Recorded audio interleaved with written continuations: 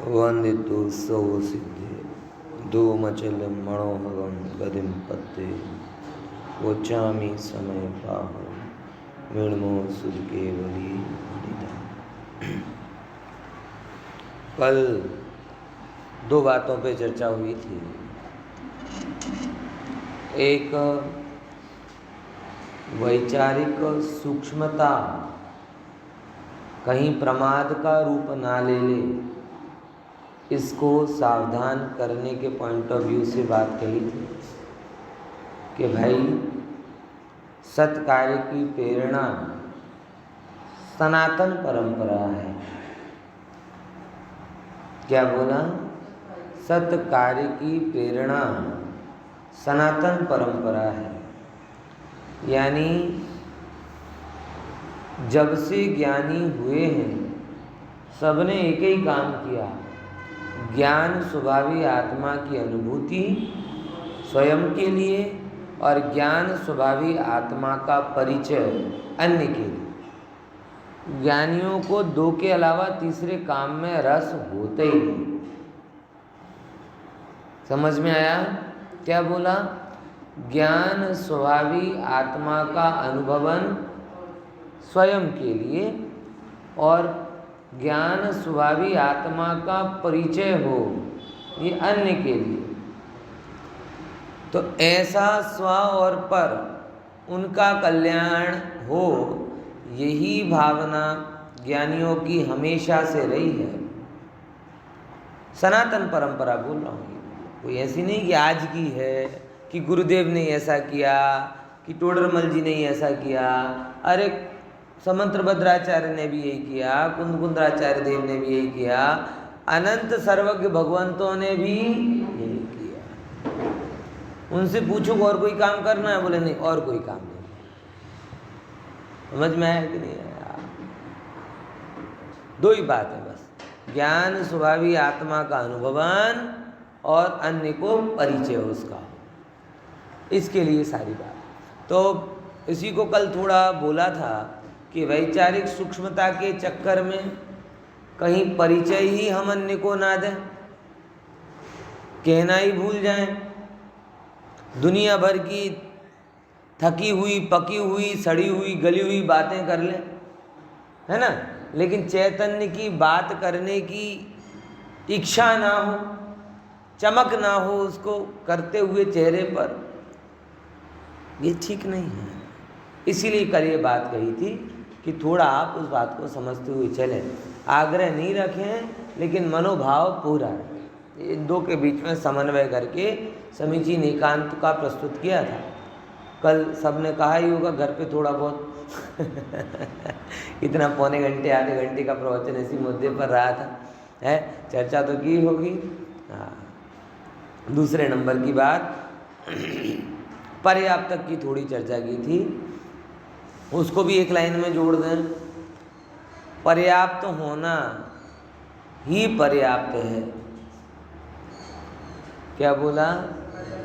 पर्याप्त होना ही पर्याप्त है, और बाकी जो कुछ भी आप पाने के लिए मेहनत करोगे वो अपर्याप्त ही रहने वाला है। गजब है, गजब है, कुदरत ने तुम्हें दूसरे अंतर्मूर्त में पर्याप्त बना दिया और आज तक तुम ये नहीं, ये नहीं, ये नहीं, ये नहीं, इस अपर्याप्त के मोह में, दुख में, अपूर्णता के दुख में भटक रहे हो। कब पर्याप्त हो गए थे तुम? दूसरी अंतर्मूर्त में। जैसे ही पता है पूर्व भाई, जैसे ही शरीर धारण करता है जीव, पहले समय में होती है उसकी क्या कहते हैं, आहार पर्याप्ति, यानी उनको कलेक्ट कर। अंतर्मूर्त की बात करो, बड़ा अंतर्मूर्त नहीं, क्योंकि 6 की 6 पर्याप्ति पूरे होने का टाइम भी अंतर्मूर्त और हर एक पर्याप्ति का टाइम भी अंतर्मूर्त। हाँ, बस उस समय आत्मा के रूप में तो हम पूरे थे ही। आत्मा तो कभी अपूर्ण हुई ही नहीं। अपन बार बार शरीर को आगे कर देते ना, शरीर माटे બધું, आत्मा ने तो कहीं नहीं, પણ शरीर माटे तो करવું પડे ને, हैं? मतलब ऐसा लग रहा है अभी जैसे विचार कर रहे हैं ना, किसी ने खींच के गाल पर झापड़ मारा हो। ए भाई, तू कहाँ शरीर की बातें कर रहा है? शरीर के लिए तो करना पड़ता है, ये हम विचार करते हैं, लेकिन ज्ञानी कह रहे कि तेरा ये विचार मोहमयी है, क्योंकि वस्तु व्यवस्था ने हमें दूसरी अंतर्मूर्त में ही क्या कर दिया? पर्याप्त कर दिया। कितनी अंतर्मूर्त में? दूसरा अंतर्मूर्त, जब मतलब आज की भाषा में कहे ना कि तुम गर्भ में आए कि नहीं आए ये निर्णय भी नहीं हुआ था, उसके पहले तुम पूरे हो चुके थे। हाँ, विचार करके देखो है, मतलब गर्भ में आए कि नहीं आए ये निर्णय तो बहुत बाद में होता है, लेकिन तत्व क्या कहता है कि गर्भ में आए तुम, अन्य को पता भी नहीं चला, स्वयं माँ को भी पता नहीं चला। ख्याल में आया कि नहीं आया? और उतनी देर में तो हम पूरे ही हो गए थे, पर्याप्त हो गए थे, और उसके बावजूद भी जिंदगी में कभी भी हमने ना तन से पूर्णता का अनुभव किया, ना मन से अपूर्णता का अनुभव किया, ना संयोग से पूर्णता का अनुभव किया, ना पद प्रतिष्ठा से पूर्णता का अनुभव किया। किया क्या? तन से पूछा जाए किसी को कि भाई बोलो, अब बहुत विश्व सुंदरी हो और मिस्टर यूनिवर्स हो, उससे भी पूछा जाए कि भाई तुम्हारा शरीर पूरा है क्या? बोले ना ना, ये यहाँ से ये वाला हिस्सा ज़्यादा है, यहाँ से ये वाला हिस्सा कम है, ये थोड़ा और बड़ा होता तो अच्छा होता, ये थोड़े छोटे होते आँख ना नहीं, ये उनकी अलग समस्या। तन से पूर्णता मन, धन से पूर्णता का अनुभव किया तो ये जो धनपति है, धनपति, ये सब पूर्णता का अनुभव करके संतुष्ट हो जाते हैं, लेकिन सब लगे हैं, सब लगे हैं। अडानी अंबानी को पीछे छोड़ने के लिए लगा है, अंबानी उसके आगे वाले को पीछे छोड़ने के लिए लगा है। ना संयोग से किसी से पूछ लो भाई तुमने सारे संयोग पा लिए? ना ना ना जी, कहाँ पाए भाई, अभी तो ये बाकी है, ये बाकी है। हसरतें जो जन्म से चालू होती हैं, मरण तक सामने खड़ी खड़ी हंसती रहती हैं, मिलती नहीं। होता है कि नहीं होता है ऐसा? पूरी जीवन में मजे तो जिनवाणी का प्रताप है, बुद्धि ठिकाने रहती है तो सच बताऊं सारे जगत का सही स्वरूप ख्याल में आता है। जिनवाणी को हटाकर अगर दुनिया को देखो तो सारा संसार राग द्वेष मोह में जैसे ना फाफे मारता हुआ दिखाई देता है। पूरा संसार, मतलब इंक्लूडिंग सभी अपन सब लोग, वो जिनवाणी सामने आती है, आत्मा का वैभव दृष्टि में रहता है तो ये सब दिखाई देता है कि क्या।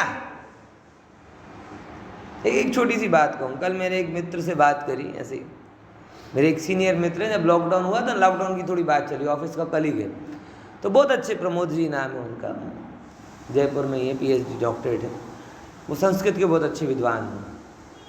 तो जब लॉकडाउन हुआ तो एक ने उनको ऑफ़र किया कि तुम इस बुक की गाइड लिख दो। गाइड होती ना संस्कृत में, बुक्स होती है टेक्स्ट बुक, तो उनकी गाइड लिख दो। लेकिन उसके पहले उन्होंने अपने आप ही कमिटमेंट कर लिया था कि अब ये लॉकडाउन आ रहा है तो इस 2 महीने के पीरियड में पूरे टाइम मुझे स्वाध्याय ही करना और कुछ नहीं करना। ऐसा खुद के प्रति कमिटमेंट था, कोई बाहर का नहीं था। बोले जितना भी टाइम मिलेगा इस लॉकडाउन में मात्र और मात्र क्या करेंगे, स्वाध्याय करेंगे। उस बीच में ये ऑफ़र आया तो उन्होंने बोला कि नहीं भैया हम नहीं कर सकते, हमने तो दूसरी जगह कम। ऐसी मैंने बात की तो बाजू वाला कहे मुँह रखे हुआ है, मुँह रखे हुआ है, 1.5 लाख रुपये मुँह है। मैंने जिनको तो मुँह रख कह रहे हैं ना, वो 2 विषय में गोल्ड मेडलिस्ट, 1 विषय में PhD और यूनिवर्सिटी टॉपर है। समझ में आया? जिसे तो मूर्ख कह रहे हैं वो दिल्ली में गए, उन्होंने IAS वाले लड़कों को पढ़ाया, अब और तो ज्ञान उन्हें बता नहीं सकते हैं। समझ में आया? इतना किया है, उसके बाद में अगर वो कोई निर्णय ले रहे हैं तो ये तुम्हारे हमारे देखने का नजरिया अलग है। तुम्हें धन की कीमत लग रही, इसलिए तुम कह रहे शू बाँचवा माटे 1.5 लाख रुपये मुका है। अरे ज्ञानी तो कहते हैं ज्ञान के आनंद के लिए तुम 3 लोक का वैभव छोड़ सकते हो, क्योंकि ज्ञान में ही आनंद है, बाकी में तो मान रहे हैं, ज्ञान में ही आनंद है। एक तो आत्मा के ज्ञान में आनंद है, या फिर अगर आनंद थोड़ा हट के आवेगा तो जो शास्त्र आत्मा के स्वरूप को बताते हैं उनमें आनंद है, 2 के अलावा और कहीं आनंद है ही नहीं। समझ में आएगी? अब देखो ये जगत की दृष्टि है, जगत को तो एक ही चीज दिखाई देती है, क्या? अरे मूर्ख के भाई 1.5 लाख रुपए छोड़ दी, 1.5 लाख रुपए छोड़ दी। अरे 1.5 लाख तेरे थे कब? जब तेरे अकाउंट में आ जाएंगे तो भी तेरे नहीं थे, तेरे अकाउंट से चले जाएंगे तो भी तेरे नहीं, तू उन अकाउंट को, उन धन का उपयोग कर लेगा तब भी तेरे नहीं। कहाँ तेरे है बताओ? मैंने उस धन से गाड़ी ली, मैंने उस धन से मकान लिया, मैंने उस धन को उससे भोग सामग्री ली, ये मेरे में आई कहाँ बताओ? सीधी गणित। महंगे कपड़े, महंगी ज्वेलरी, महंगे महंगे मकान, गाड़ी, ये सब कहाँ आत्मा में आते? और जब हम शास्त्र पढ़ते हैं तो ज्ञान जो होता है और उस ज्ञान से जो संतोष होता है, उस ज्ञान से जो सहज प्रसन्नता होती है, वो आत्मा में आती दिखती है। तुम्हें हमें अकाउंट में आता हुआ धन दिखाई दे रहा है, अंदर में आती हुई शांति दिखाई नहीं दे रही, ये अंधेपन की पराकाष्ठा है।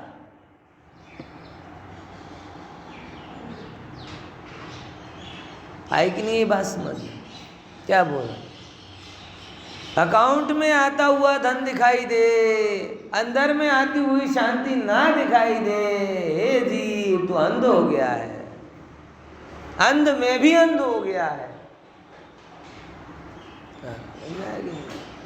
इसीलिए बहुत गहरी बात है भैया ये, मतलब कल से ही मेरा ये विचार मन में चल रहा है। वस्तु व्यवस्था का एक सिंपल सा पैरामीटर पकड़ के देखो, ऐसा लगता है जैसे किसी ने नींद से जगा दिया। छोटा सा फैक्टर है, मैंने भी पहले ज़्यादा विचार नहीं किया था, सहज विचार में आ गया तो अब रस लूट रहा हूँ उसका। हाँ, कुदरत ने तुम्हें दूसरे अंतर्मूर्त में पूरा कर दिया और हम आज तक मन, देखो आत्मा से तो पूरे, बार बार बात को मैं जोर दे के बोल रहा हूँ, आत्मा से तो हम पूरे हैं ही, लेकिन शरीर से भी पूरे यानी पर्याप्त दूसरे अंतर्मूर्त में हो गए। यानी आत्मा भी पूरा है, शरीर भी पूरा है, तो फिर पूर्णता का अनुभव क्यों नहीं? ये अपूर्णता, दीनता, अधीरता, कुलाहट, छटपटाहट, ईर्ष्या, द्वेष, लोभ, ये क्यों है? कहीं ना कहीं जो निधि हमारे पास है उसका भान नहीं है, उसका मान नहीं है। समझ में आया कि नहीं आया? और बस जब तक उसका मान नहीं होता तब तक बाहर में ये गया, ये आया, ये गया, ये आया में लगे रहते। समझी? तो ये 2 बातें बोली थी ना तन से पूर्णता अनुभव की, ना कभी क्या कहेंगे धन से पूर्णता अनुभव की, ना संयोगों से पूर्णता अनुभव की, ना पद से पूर्णता अनुभव की। पद से भी कौन पूर्णता अनुभव कर ले? नरेंद्र मोदी के जैसा पद मिल जाए तो भी ये तो हो गया, ये बाकी।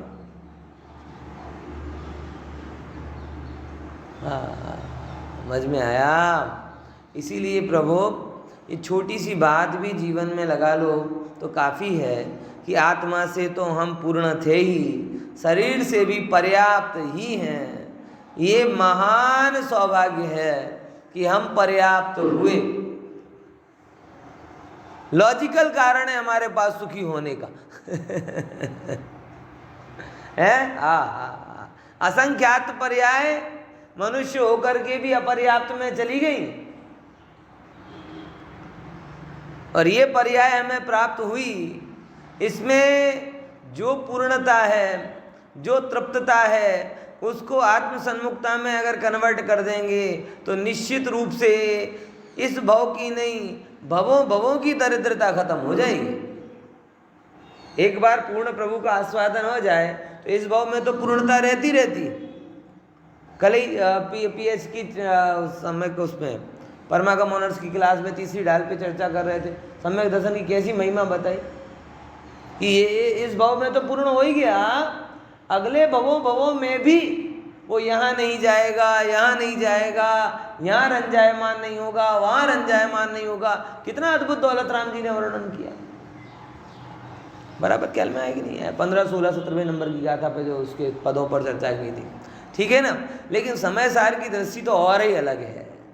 वो ये कहता है, समय सार में तो ये आया है, ओह हे जी, तू पर्याप्त होने के लिए शरीर की तरफ मत देख। अभी तो अपन क्या है, जो शरीर की तरफ देख रहे थे और शरीर की अपूर्णता, अधीनता या शरीर को आगे कर करके संसार में भाग रहे थे, उन जीवों को समझाने के लिए कहा कि तेरा मेरा हम सब का शरीर भी कैसा है, पर्याप्त। और कब तक पर्याप्त रहेगा? एक और बात समझ लो, मतलब ऐसा नहीं कि मरण के समय तुम्हारे हमारे शरीर में से कुछ क्षीण हो जाएगा, बुढ़ापे में कुछ क्षीण हो जाएगा ना। जो पर्याप्त जीव होता है वो पर्याप्त होकर ही मरता है, अपर्याप्त होकर नहीं मरता। अपर्याप्त पर्याप्त हो सकता है, लेकिन पर्याप्त, मजा आया? मुझे तो आया आपको आया नहीं है, आपकी आप जानो। मतलब एक और निर्भर, डबल प्रोटेक्शन, मतलब दूसरे क्षण में आप पर्याप्त हो गए नहीं। बिल गेट्स तो बन गए, लेकिन अब एलन मस्क को पीछे आ गया तो एक नंबर के बन तो गए, लेकिन दूसरे नंबर वाले ने पीछे छोड़ दिया तो बोले ए चिंता मत कर, क्योंकि अपर्याप्त पर्याप्त हो जाता है, पर्याप्त कभी अपर्याप्त नहीं होता। यानी जैसे ही आपने ये सेकंड नंबर की पर्याप्ति पूरी की, तब से लेकर मरण तक आप कैसे रहने वाले हो? पर्याप्त ही रहने वाले हो। मतलब जो एक भय होता है ना कि प्राप्त हुई चीज लुट ना जाए, वो भी नहीं रखना। यानी ना कमाने की दिक्कत है, ना संभालने की झंझट। कमाना तो बेहोशी में ले हो गया, पूर्णता कब पाली शरीर की? बेहोशी में, जब भान ही नहीं था तब। अब पूरे होश में भी तुम लाख उपाय कर लोगे तो भी तुम्हारी वो पर्याप्त पना जाने वाला नहीं है, इसलिए उसकी चिंता करने की भी जरूरत नहीं है। डबल प्रोटेक्शन, दोनों रूप में निर्भर। अब तो उस शरीर की चिंता छोड़ के समय सार में प्रवेश करो। ओ समय सार ये समझाता है हमारे लिए, ओहो 66, 65, 66 नंबर की गाथा में कि हे जी, ये जो शरीर आदि पर्याप्तियां हैं, ये शरीर आदि पर्याप्तियां नाम कर्म के उदय से मिलती हैं, बनती हैं, पूरी होती हैं। इसीलिए जो जिससे बने वो उसका, जो जिससे बने वो उसका। नाम कर्म से बनी तो सारी पर्याप्तियां किसकी? नाम की। मेरा तो कोई है ही नहीं रोल, क्योंकि इस भाव तक तो चल जाती, लेकिन मनुष्य तो आकुलित होता रहता है ना। वो कहता पंडित जी ये भाव तो चल गया, अगले भाव में क्या हो? कुदरत ने दो रूप से प्रोटेक्शन दे दिया शरीर ने कि भाई मिलते ही पूरे हो गए और मरण तक पूरे रहोगे, लेकिन इसे तो 7 पीढ़ी की चिंता होती, तो अगले भाव की नहीं होगी क्या? तो कहेंगे ये तो ठीक है, अगले भाव में क्या करेंगे? तब समय सार काम आता है। हाँ, समझ में आया? तब समय सार काम आता। बोले हे जी, हमने तुम्हें सिद्धांत ग्रंथों में जो बताया कि ये पर्याप्त वाला है, ये पर्याप्त वाला है, ये व्यवहार का कथन है। निश्चय से तो आत्मा शरीर वाला है ही नहीं। तो तुम हम जो कोई भी शरीर आदि के माध्यम से पर्याप्तियां खोज रहे हैं, ये खोजने के अर्थ है ना भैया। ये पर्याप्ति शरीर के माध्यम से खोज क्यों रहो? पूर्णता खोजनी है तो आत्मा में खोजो। और ये जो शरीर आदि की अवस्था है किसकी? बोले ये सारी अवस्था पुद्गल की। ये यहाँ पे बात आई पूरी की पूरी, समझ में? जो जिससे बनता है वो उसका ही। देखो इस संबंध में टूक में शॉर्ट में ये है, ऊपर सोने का दृष्टांत आया था, नीचे जो दृष्टांत है कलश में चांदी का है, वो बहुत बढ़िया है। ये दोनों को आप पढ़ लेना, मैं शॉर्ट बताता हूँ। निवर्त्यते यदात्र किंचित तदेव तत्स्यान्न कथंचनान्यत्। पढ़ो 120 38 नंबर का श्लोक। निवर्तते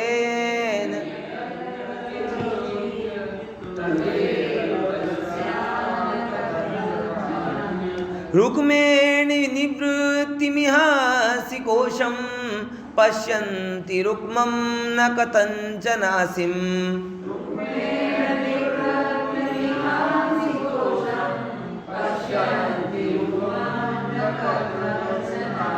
बिल्कुल संक्षिप्त अर्थ देता हूँ ना अपना, क्योंकि ये है नहीं, लेकिन फिर भी भाव आया तो बोल रहा हूँ।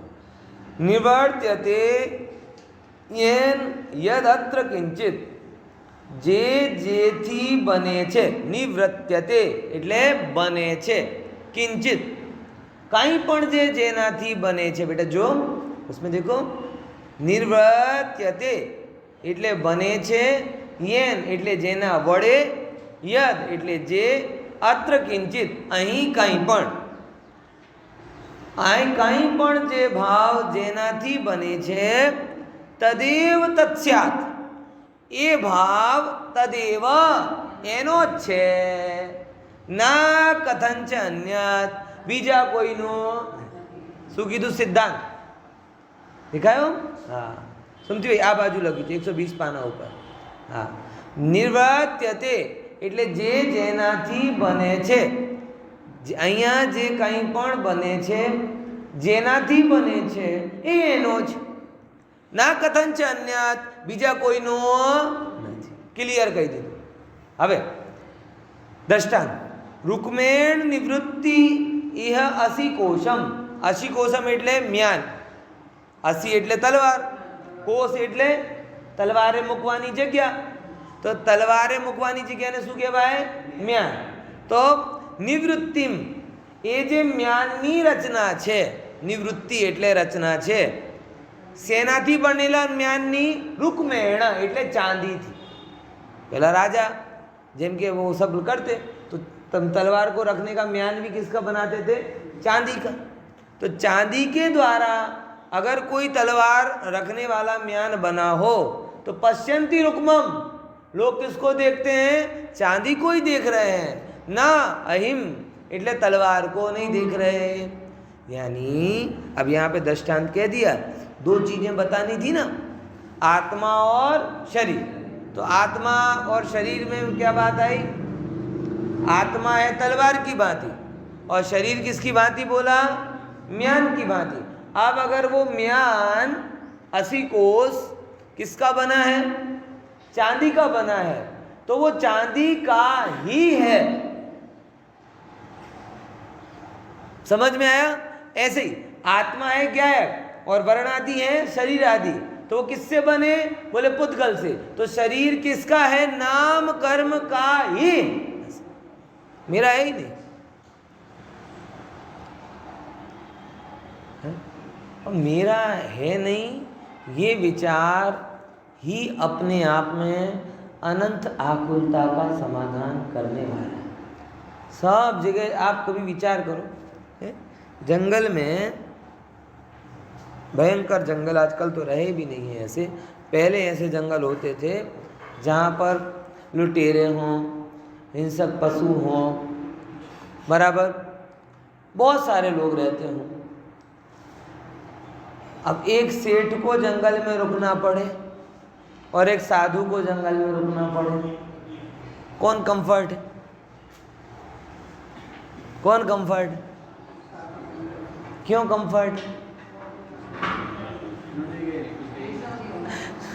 अगर चलो उस साधु को वो एक वो छोटी सी कहानी है, उसको देख के आप समझ जाना कि एक बार एक गुरु और चेला एक जंगल में जा रहे थे, बराबर। तो शाम हो गई। हमेशा का नियम ये था कि वो शाम होते विहार करते रहते थे दोनों गुरु शिष्य, और विहार करते करते जहाँ जगह होती थी वहाँ रुक जाते थे और दूसरे दिन सूर्योदय के समय फिर चले जाते थे। यही नियम था। अब एक दिन वो विहार कर रहा, विहार करते करते चेले ने बोला, गुरुजी अब रुक जाए यहीं पर। तो गुरु कहने लगे, नहीं रुको रुको, थोड़ा और आगे चलते हैं। थोड़ी देर और चला, रात और गहरी हुई, अंधेरा होने लगा। फिर पूछा, गुरुजी रुक जाए यहाँ पर? बोले नहीं, थोड़ी दूर और चलो, फिर गांव आ जाएगा। थोड़ी दूर और चलो, गांव आ जाएगा। ऐसे कहते कहते बहुत दूर चला गया। अंधेरा बढ़ता जा रहा, गुरु रुकने का नाम ही नहीं ले रहे। तो चेले ने बोला, गुरुजी अब रुकने में ही भलाई है। बोले नहीं नहीं नहीं नहीं। बोले गुरुजी मेरी बात मानो, अब रुकने में ही भलाई है। बोले क्यों? क्योंकि जाने की आकुलता जो कारण था उसे मैं कुएं में फेंक कर आ गया। बोले ये क्या हुआ? बोले कि मुझे पता है, आज आप गए थे भोजन के लिए और भोजन के बाद में उस यजमान ने आपकी दक्षिणा में सोने की 2 छोटी छोटी लगड़ियाँ दे दी, बराबर। और जब से आपकी वो पोटली में लगड़ियाँ आई तब से आपको जंगल अच्छा नहीं लग रहा। कहाँ जा रहे हो? नगर में जा रहे। इसीलिए मैंने आधे घंटे पहले एक कुआं आया था, उस कुएं में वो सोने की लगड़ियाँ डाल दी। बोलो अब नगर जाना है? तो साधु बोलने, अब क्या जाना है, लगाओ तब्बू। है? यानी अब समझ गए ना कि तूने बहुत अच्छा किया। ये जो 10 ग्राम सोना मेरे पास में आया, इस सोने के कारण मुझे नगर अच्छा लगने लगा। नहीं तो पहले तो मुझे काटने दौड़ता था। जंगल अच्छा लगता था क्योंकि हिंसक पशु आके शरीर खा जाएंगे, लेकिन नगरों में तो जीव की आत्मा खा जाते हैं, राग से, द्वेष से, मोह से। समझ में आया? तो ये जो आकुलता का कारण है, वो आकुलता का कारण पर से मेरे पने का भाव, और जब वो मेरे पने का भाव चला गया और उसका कारण भी चला गया तो फिर जंगल नगर सब एक सा हो जाता। इसीलिए हम लोग जंगल में कंफर्ट नहीं हो पाते। हमें वो सफारी वाला जंगल अच्छा लगता है, एक्चुअल जंगल अच्छा नहीं लगता। वो गिर सफारी में गाड़ी में बैठे बैठे घूम आओ तो जंगल अच्छा लगता है, सफारी लगती है, बराबर। और एक दिन बिना सुरक्षा के, बिना साधनों के जंगल में रहना हो ना, तो सफारी नहीं होती, वो सफ़र लगने लगता है, सफ़र करना लगने लगता है। सफ़र मतलब हिंदी वाला नहीं, इंग्लिश वाला सफ़र। वो सफारी, सफरिंग फ्रॉम सफारी, ऐसा हो जाता है। समझ में आया?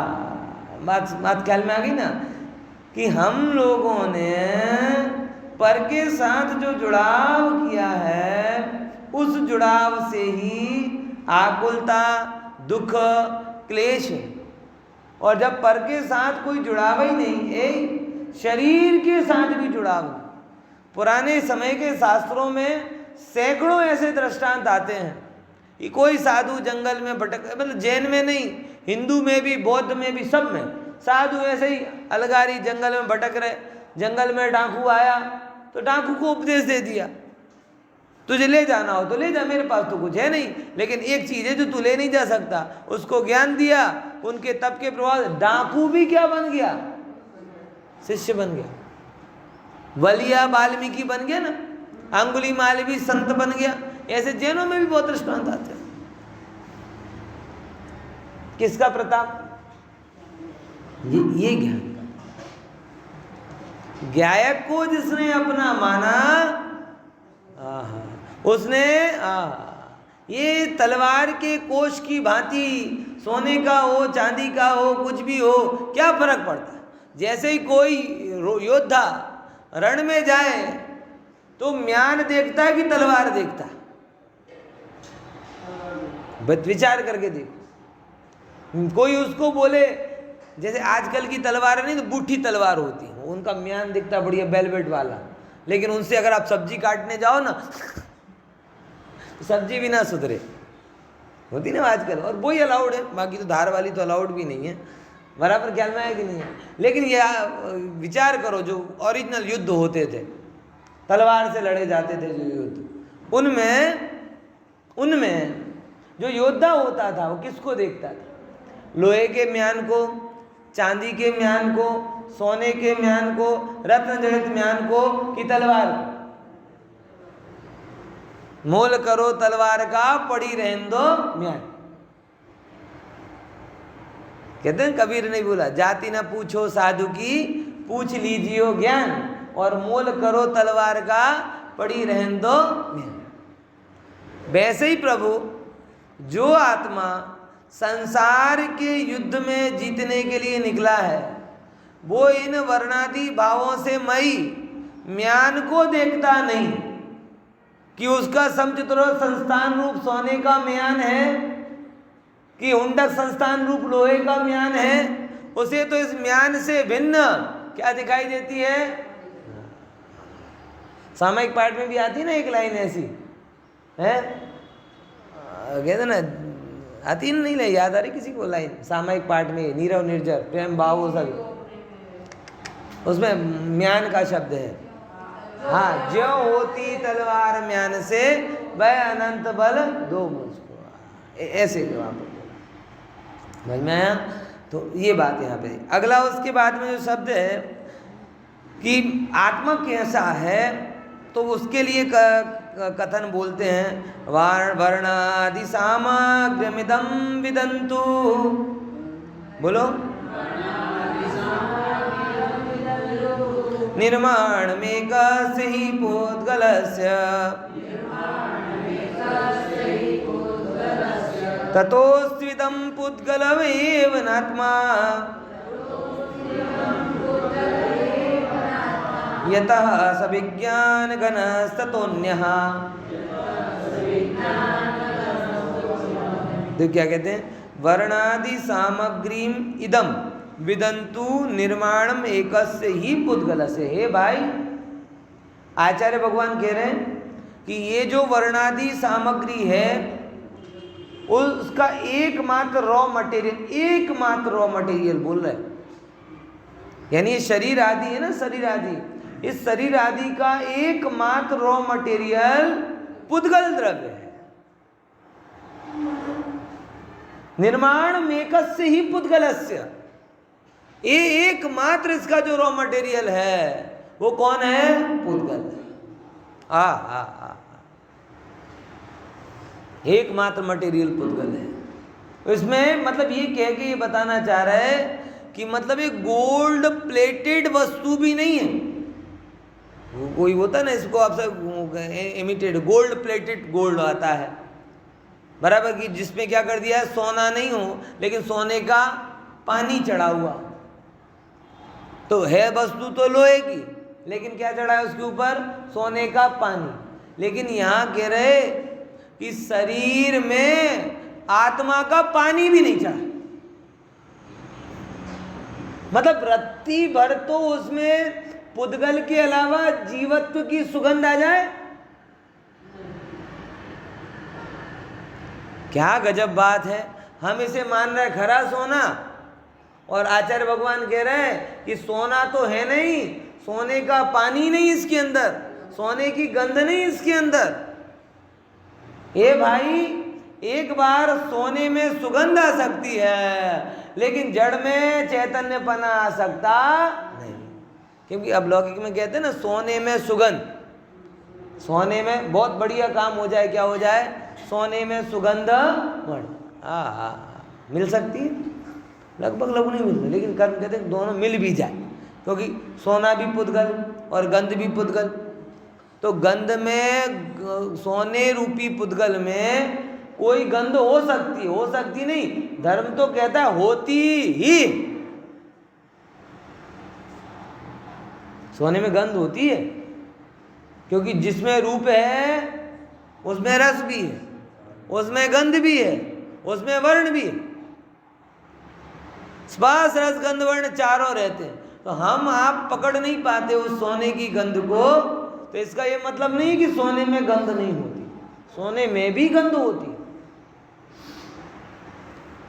है। तो लोग फालतू तो क्यों, अब दिक्कत ये है कि सोने की गंध सोने जैसी होती होगी, हम उसे गुलाब की जैसी बनाने की कोशिश करते तो कहाँ से मिलेगी। हाँ, दृष्टांत, जैसे सोने में गंध होना सुगंध होना मुश्किल है मगर असंभव नहीं, किंतु जड़ में चेतनपना सर्वथा असंभव। यानी एक बार सोने में भी गंध आ सकती है, लेकिन ये शरीर 3 काल में चेतन नहीं हो सकता, इतना अंतर। सोने का पानी भी नहीं चढ़ा उसके ऊपर, शरीर में चैतन्य की गंध भी नहीं। एकमात्र पुद्गल द्रव्य से बना हुआ ये शरीर है। लिखा है निर्माण मेकस्य ही पुद्गलस्य, इस शरीर का निर्माण किससे हुआ, एक पुद्गल से। अब देखो क्या कहते, तो आत्मा कैसा है, ततो अस्तित्व पुद्गल एवं आत्मा, तो इसका अस्तित्व कैसा है, पुद्गलमयी ही है। ततो मतलब माटे अस्तित्व इदम, अस्तित्वदम मतलब इसका जो अस्तित्वपना है वो कैसा, पुद्गल एव, पुद्गल ही है, ना आत्मा, आत्मा नहीं। ततो अस्तित्व इदम यानी इसका जो अस्तित्व है वो कैसा है, पुद्गल ही है, ना आत्मा, आत्मा नहीं है। क्यों, कारण बताओ। यतः કેમ કે સા આત્મા જે આત્મા છે એ કેવી છે, વિજ્ઞાન ઘના તતો अन्या, कि ये आत्मा विज्ञान घन है और शरीर से अन्य है। मतलब समय सार मतलब वेद ज्ञान, वेद ज्ञान, वेद ज्ञान, बस वेद ज्ञान की अविचल धारा जहाँ दिखाई देती हो वो समय सा।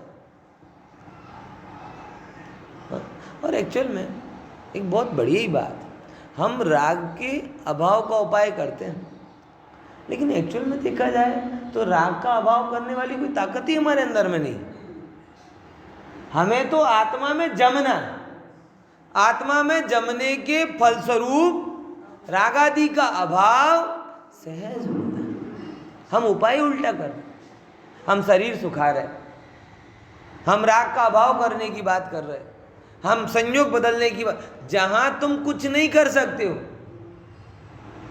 हैं। रसी वे लगभग वैसी बातें हैं जैसे बगीचे में बैठ के हम करते हैं, रसिया खोटू करे, मारा मारी पास जो पुतिन नो नंबर होत ने तो खकड़ा भी नाखस, हाउ करे तू बबड़तो रहे, तारो ત્યાં પ્રવેશ જ નથી, જ્યાં પ્રવેશ નથી। આપ જો અત્યારે ચાલે છે બધા આઈઆર મામલોના વિશેષજ્ઞ બાંકડા ઉપર મળે છે, પાનના ગલ્લા ઉપર મળે, ઠેર ઠેર મળે। એમાં કોઈ કે ના હવે જો થર્ડ વર્લ્ડ વોર થવાનું જ છે, કે ના ના હમણાં જ આમ થવાનું, બધા જ એમની આમ એટમ બમની સ્વિચ એમની જ પાસે હોય ને એવી રીતે વાતો કરે।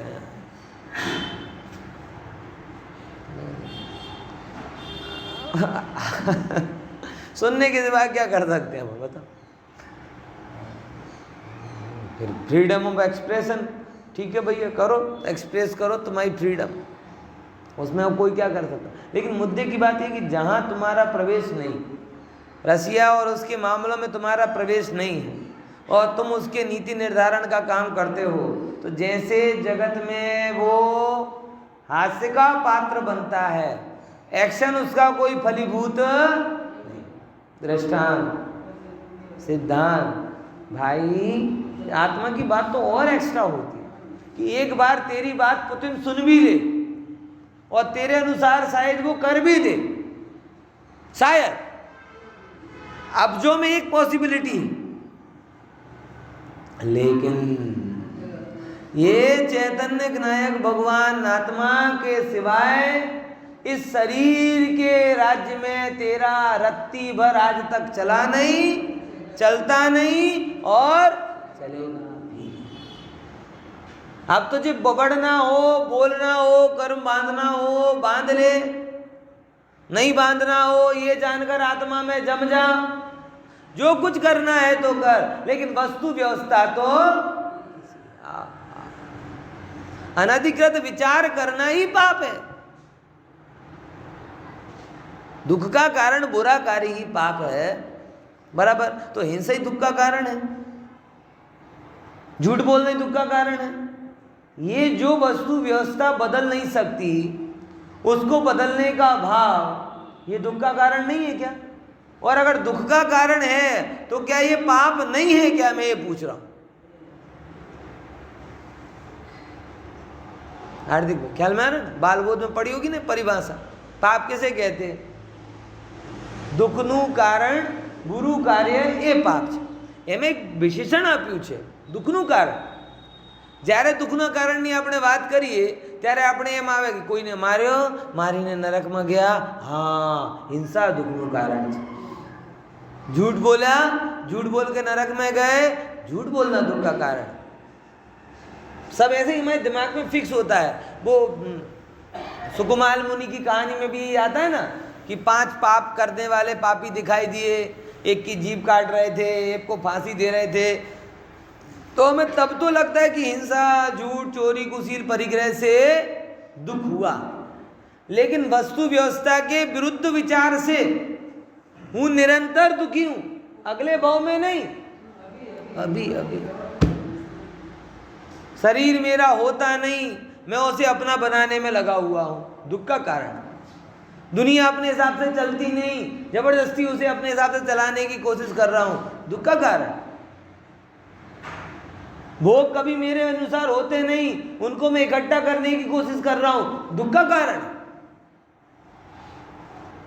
गर्मी क्यों बढ़ गई, गर्मी क्यों बढ़ गई, हीट वेव क्यों आ रहे, अरे ये विचार करना दुख का कारण।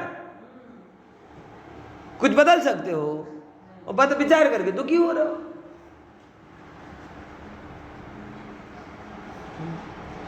ये सारे भाव दुख का कारण है, मतलब पाप।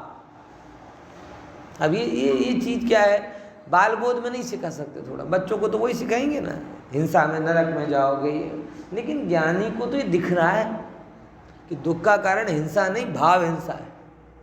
दुख का कारण झूठ नहीं, पर के प्रति राग है। दुख का कारण चोरी नहीं, राग के कारण चोरी कर रहे हो, द्वेष के कारण क्रोध कर रहे हो, वो दुख का कारण है, बराबर।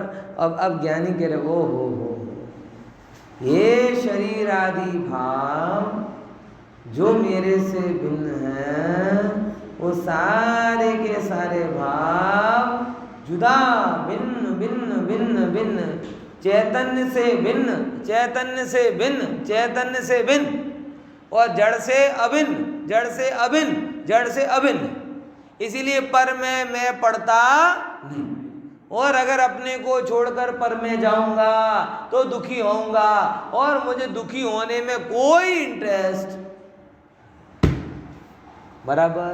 इसीलिए शब्द बोला कि यथा सा विज्ञान घनस्ततो अन्या, कि विज्ञान घन शब्द बोला है। घन, घन का क्या मतलब होता है?